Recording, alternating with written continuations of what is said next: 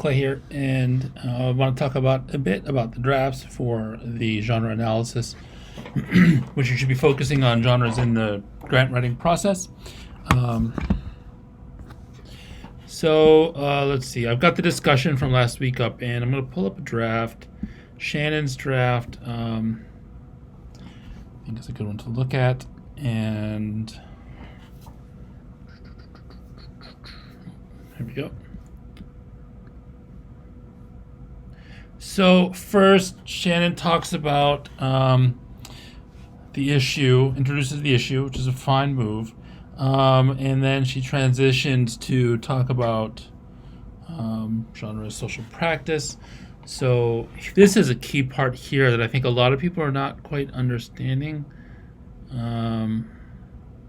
So when we're talking about genre as an interaction, we're talking about how genre.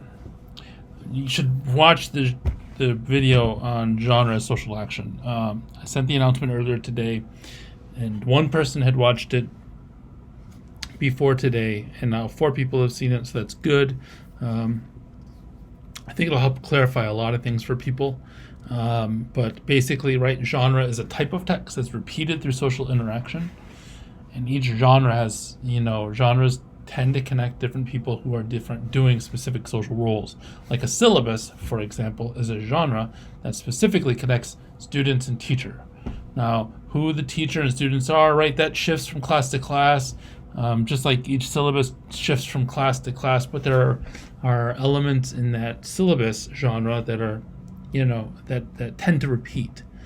Like there's usually a description of the course, description of the required materials for the course, learning outcomes are listed, and then we're going to get like major assignments and breakdown of the grading for the course policies, maybe a list of resources.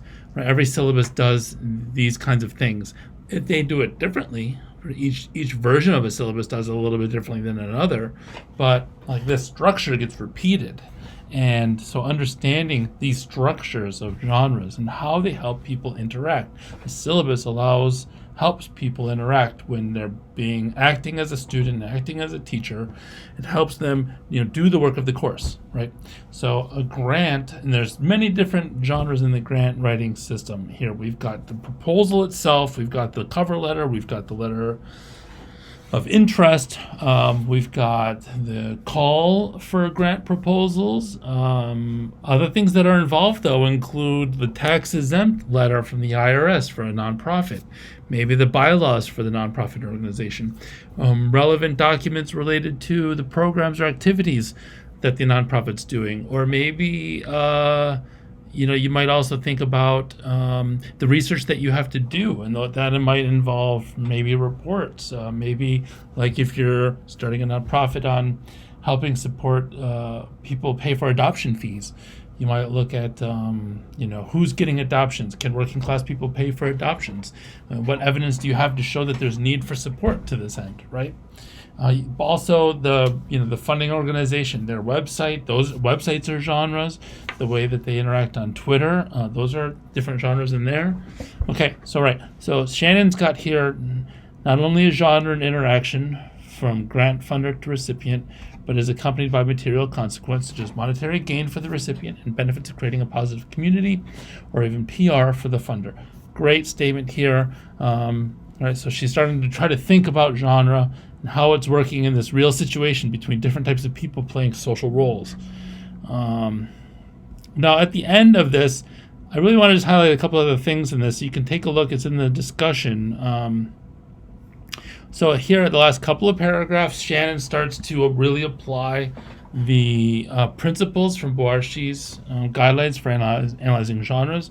So here she talks about the setting, and she gives us some specific information about the setting of the genre. So take a look at that, and I think that Shannon could strengthen this further by giving some very specific example, like quoting the text that she's looking at. She does that a little bit here, okay, but I think there's more opportunities to strengthen some of this discussion. But what's important, though, is she's using those descriptions. And I'm just going to go back to the assignment description real quick.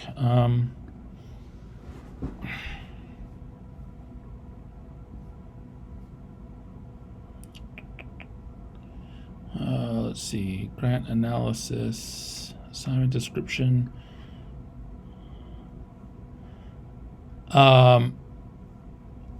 So she's taking some of the stuff here from the situation of the genre, setting, subject, who are the participants, what are their motives.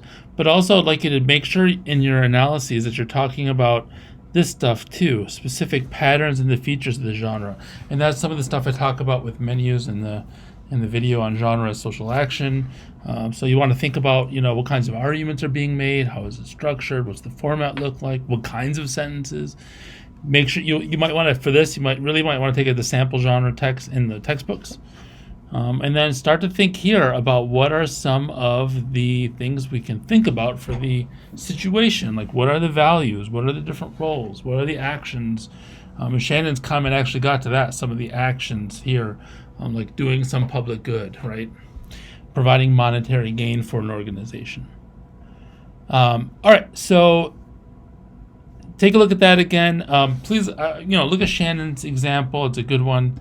There are some good examples, but I just selected Shannon's here for this project. Please let me know if you have questions about the project. And I've got comments on your drafts. If you turn your draft in, you can see those in Canvas. And I'm happy to talk with everyone with any questions you might have about the project. So please do reach out. Okay. Until then, good luck revising these, and you'll hear more from me probably later this week. Until then.